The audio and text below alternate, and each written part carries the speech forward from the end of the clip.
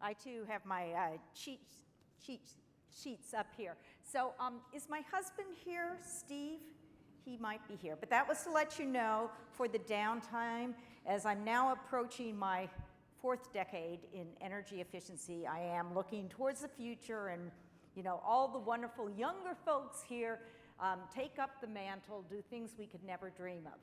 So this too is my first TED Talk.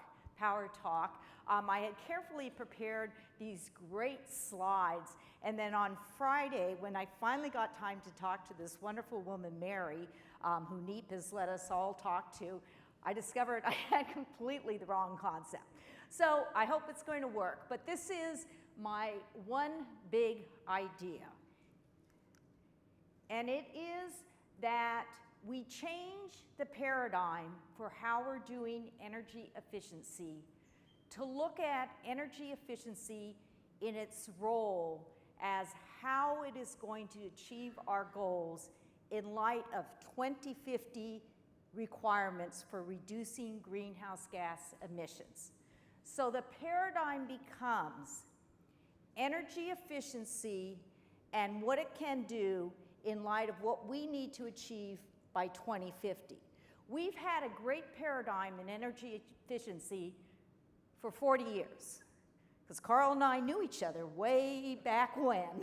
I started off in the first Jerry Brown administration in 1977, and the paradigm that we've used for energy efficiency has worked really well. It's basically thinking about it cost effectively.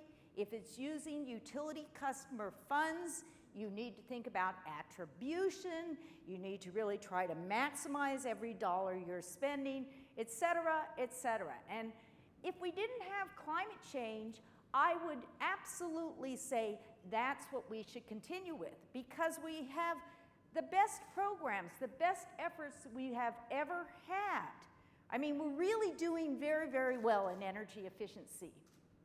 But with climate change, we're not, even with our best efforts, getting where we need to go. And we've had a couple of questions during this summit about, you know, should we think about climate change? So my one big idea, not a big one, but it's, you know, an idea, I had to come up with one on Friday, was that we really think about energy efficiency in terms of climate change. So we're supposed to be telling personal stories, in case you didn't hear. So my personal story, which you actually took away already, was that I did have the a great honor of being a commissioner at the California Public Utilities Commission, and I'm so glad Carl's here, because it's like between Texas and California, you know, yes, we're the outliers, but at least there's 2 of us here who are the outliers. But I did have the honor of being a commissioner, and then was able to lead on energy efficiency. And I've been passionate about energy efficiency, so it was like, wow, this is great. And it was. But at that time, when I first took over, we were spending, because we had the paradigm of cost effectiveness, about $500 million a year with the investor-owned utilities in California, which are about 80% of the electric load. We looked at new ways, new innovation, and we were able to bump that up to about $1 billion a year. And even though I've never been to business school, I did think, okay, let's see, $1 billion a year, 10 years, that's $10 billion. Would there be a company anywhere that was talking about spending $10 billion that didn't have a game plan of where they were trying to go?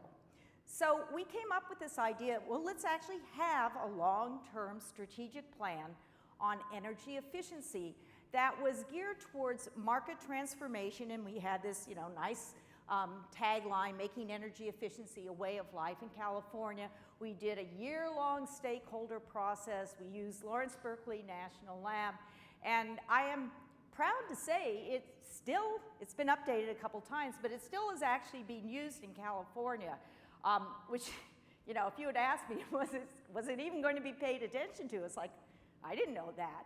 But the point that I'm making here is that for me personally, it made me start thinking about energy efficiency and how you look beyond just what you're doing in a year or 2 years. At that time, we thought we were really, really progressive because we had 3-year budgets for the utilities. And so it made me personally actually start thinking, what if you look further into the future? What should you be thinking about how the role of energy efficiency? So then I had another great honor in my life that Mary Nichols, who is the head of our climate czar in California, who's a good friend, had suggested that after my term ended at the PUC, and I didn't seek another term, that I see about working at Stanford, because I've worked with them over the years. And so I was able very nicely to be at Stanford. And it allowed me in the last couple of years to sit back and actually do some thinking, which otherwise I've just been in this hustle bustle of, every day there's a crisis. And I started it at Mary's request to do some thinking about this next level of energy efficiency, but within the context of climate needs and reduction of our carbon emissions. And so this is a chart. It's California specific, but my bet is it's true for an awful lot of places. And I'll just point and hopefully you see. The furthest line on the left is 1990, and then the black is historic emissions. The line that goes up at the top is business as usual if we didn't do anything about climate. And then as you see the 2 lines going down, which are just variations, there's just a straight linear of the dotted green, and then there's the blue. And if you look way over to the right, that is the 2050 emission goal. And that's the same one in California as many places have that are thinking about 2050, which is by 2050, our emissions are down to 90% below what they were in 1990. And so we have our 2030 limit, which is now an executive order, but we're really geared towards thinking, what are we going to do to get to 2050? So that's the paradigm shift that I think we have to think about for energy efficiency. Because if we just keep on business as usual, which is not necessarily increasing the line, but it certainly is not on that rapid drop that we need to achieve. So then there is the next step I took at Stanford after having understood what the goals were, was reading up on, okay, what are the solutions? And again, this is California specific, but it certainly is in line with a lot of other places. And I got rid of all the wording about all the other solutions up there. Some are large-scale renewables, some are solar photovoltaic is actually, I think, the very thinnest green line because it is much more expensive, but it's electrification. But what I want to call your attention to is the Blue Wedge. That is energy efficiency.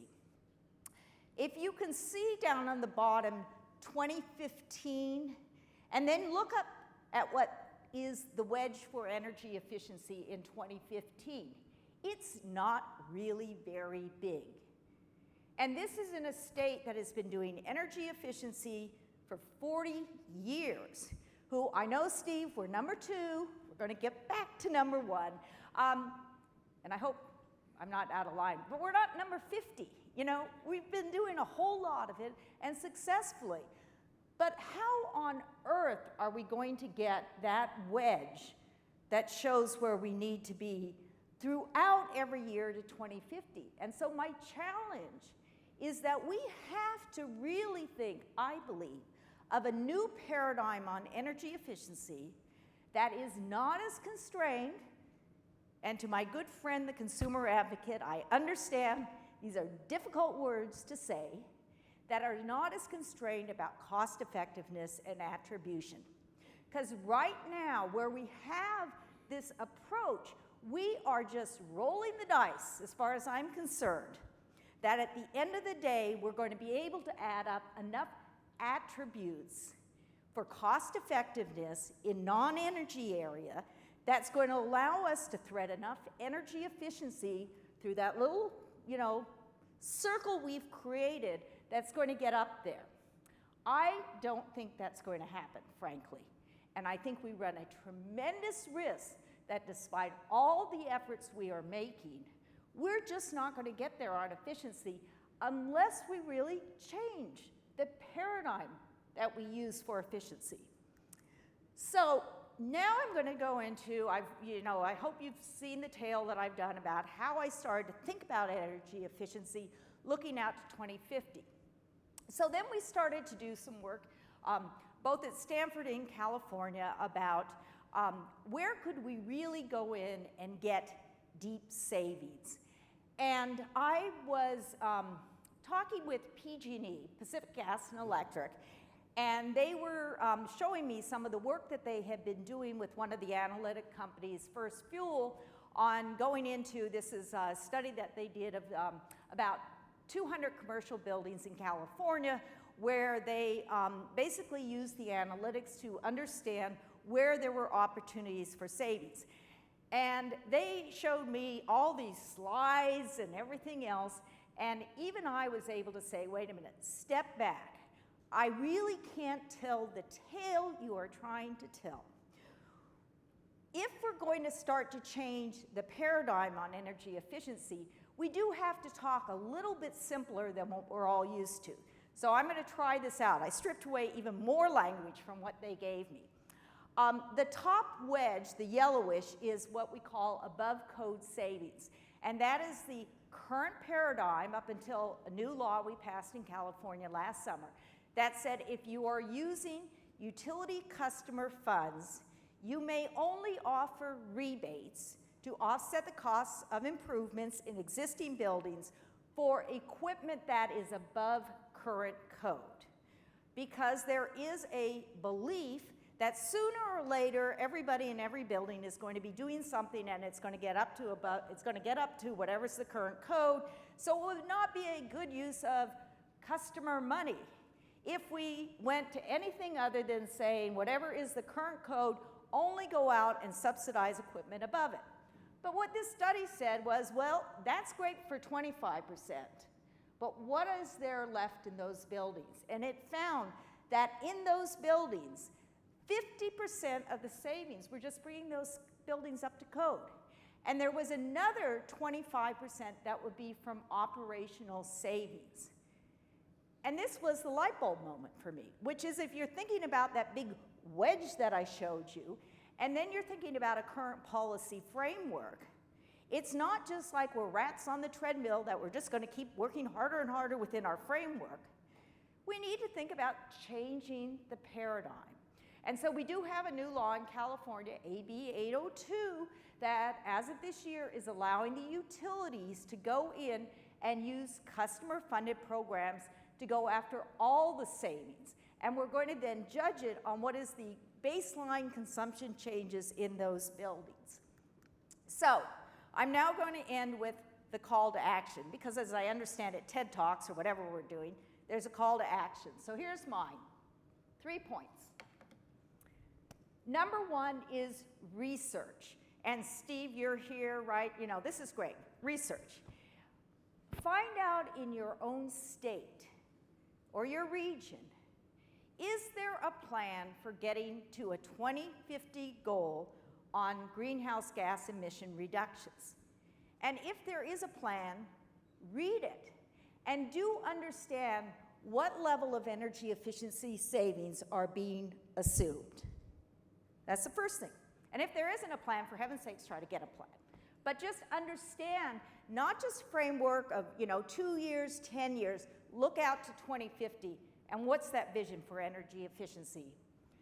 The second one is change the policy frameworks, and if need be, the laws, so that you can really go after and develop the savings that we need to get to 2050, and don't just be focused on what are our goals over the next 3 years, 5 years, or even 10 years. Research and change. The third one, which is often overlooked, but I'm becoming more and more convinced is what we need to do, it's tracking performance and outcomes. Again, if it's within your own state, within your own region, somebody needs to be in charge of actually reporting for energy efficiency. How are we doing? And the tracking, I believe, needs to be, again, not just in a short term year to year, but it needs to be, how is our performance measured against what we are trying to achieve out by 2050? And it needs to be public, and it needs to be transparent. So I ask all of you to think about a completely new way of how we're going to be looking at energy efficiency. Thank you.